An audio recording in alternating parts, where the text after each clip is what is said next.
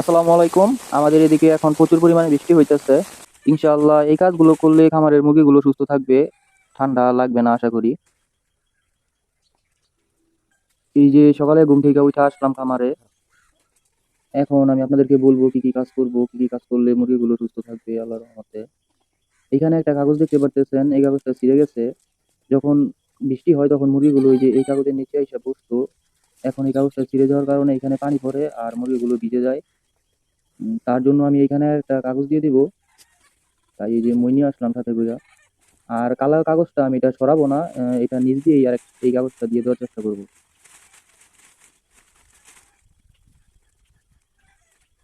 এই যে কাগজটা দিয়ে দিতেছি, যখন বৃষ্টি হইব তখন কিন্তু সবগুলো মুরগি আইসা এই কাগজের নিচে বসবো না।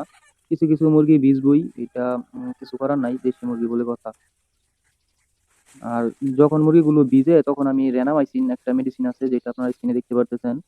এই রেনামাইসিন মেডিসিনটা আমি খাওয়াই দিই মুরগিগুলোরে 1 গ্রাম 1 লিটার পানির মধ্যে, যাতে মুরগিগুলো ঠান্ডা না লাগে। এই কারণে আমি এই মেডিসিনটা খাওয়াই আর কি।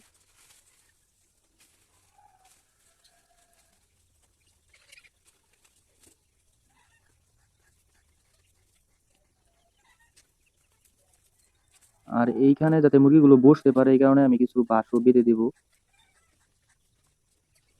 কারণ দেশি মুরগি উঁচায় বসে থাকতে পছন্দ করে, নিচে অনেক প্যাক। কারণ প্রচুর পরিমাণে বৃষ্টি হইতেছে আমাদের এদিকে এখন।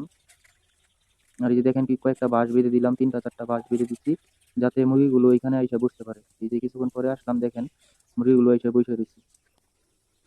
বৃষ্টি আসলো এরা এখানেই থাকবো। এই যে দেখেন বিকেলের দিকে প্রচুর বৃষ্টি হইতেছে।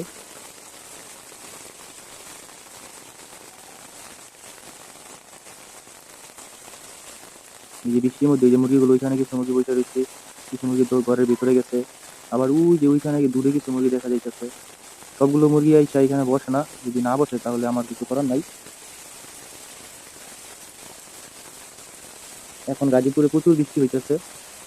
তো আজকের ভিডিওটা এই পর্যন্ত, সবাই ভালো থাকবেন, আল্লাহ হাফেজ।